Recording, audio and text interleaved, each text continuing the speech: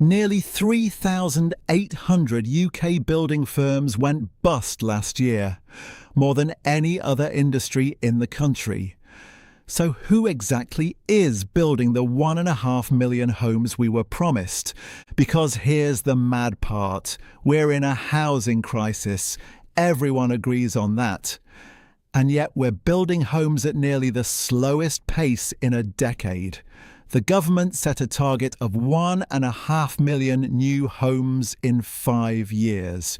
Roughly 2 years in, we've managed about 392,000. That's around a quarter of the way there on a clock that's nearly halfway gone. Just a quick reminder. Nothing in this video is financial advice. It's purely for educational purposes, and you should always do your own research before making any financial decisions. Now stick with me. Because this isn't a moan about the government. I genuinely don't care who's in charge. What I care about is what this does to you, the person on a decent salary who just wants to own one flat without waiting until they're 40. By the end of this, I'll show you the exact moves that get you onto the ladder while everyone else waits for a crash that isn't coming. And if you want this stuff broken down properly, no jargon, no fluff, just the real numbers. Subscribe, because that's what I do here every single week. So let's start with why the building has basically stalled. The target needs about 300,000 homes a year. We're running at closer to 200,000, and the reason isn't laziness. It's that the whole system is jammed at once. Planning takes forever. Materials got more expensive, and the industry that's supposed to physically build these things is falling apart. Look at the numbers on that. Construction has the highest number of company insolvencies of any sector in Britain. In one recent month alone, building firms made up around 17% of all business failures in the entire country. Think about that. Nearly 1 in 5 companies going under in Britain are the ones we're relying on to fix the housing shortage. And it gets worse because even the firms that survive can't find people. The industry needs something like 200,000 extra workers over the next 5 years just to keep up. And that's before you replace everyone leaving. Around 40% of the current workforce is over 45. A huge chunk of them retire this decade. We lost a load of skilled EU tradespeople after Brexit, and not enough young people are coming in to replace them. So you've got rising demand, shrinking supply of hands, and firms going bust in the middle. That's not a dip. That's structural. Here's where it hits your wallet. When supply is stuck and demand keeps climbing, prices don't fall. They grind upwards. That's basic.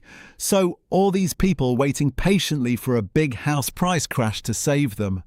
They're waiting for the one thing a broken building industry almost guarantees won't happen. The crash is the plan for a lot of people, and it's a terrible plan. Let me put a real number on the mountain. The average first-time buyer in the UK is now nearly 34 years old. The average first home is around £226,000. And in England, the average first-time buyer deposit is close to £64,000.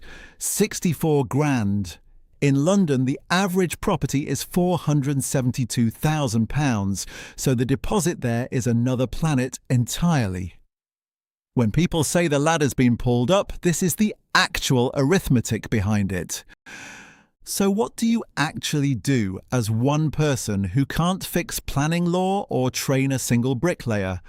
You stop trying to time the market you can't control, and you get brutally efficient at the part you can. And this is the athlete bit for me. You can't control the weather on race day. You can't control the other competitors. All you can control is your own preparation. So you make that absolutely relentless. Same here. You can't control house prices. You can control exactly how fast and how efficiently your deposit gets built. And the single best tool for that, if you're under 40, is the Lifetime ISA. Honestly, if you're saving for a first home and you're not using one, this is the bit I'd want you to actually act on. Here's how it works. You can open a Lifetime ISA between 18 and 39. You can put in up to £4,000 a year, and the government adds a 25% bonus on top. So that's up to £1,000 of free money every single year, just for saving toward your first place. Let me show you what that does over time. Say you max it for 5 years, that's £20,000 of your own money in, and £5,000 in bonuses on top, 25 grand. And a fifth of it wasn't yours. That's not a trading strategy or a get-rich scheme. That's just refusing to leave free money on the table. It's the financial version of a marginal gain. A small, boring edge you repeat until it's massive. Now, a couple of honest catches, because I'm not here to sell you anything. The home you buy has to be £450,000 or less to use it. That cap has been frozen since 2017, which in London is a real problem. But for most of the country, it's fine. And if you take the money out for anything other than a first home or turning 60, you get hit with a 25% charge. And here's the sting people miss. That penalty isn't just clawing back the bonus. Because of the maths, you actually lose about 6.25% of your own money on top. So the rule is simple. Only put money in here that is genuinely going toward a home or your retirement. Treat it as locked. One more thing you need to know so it doesn't catch you out.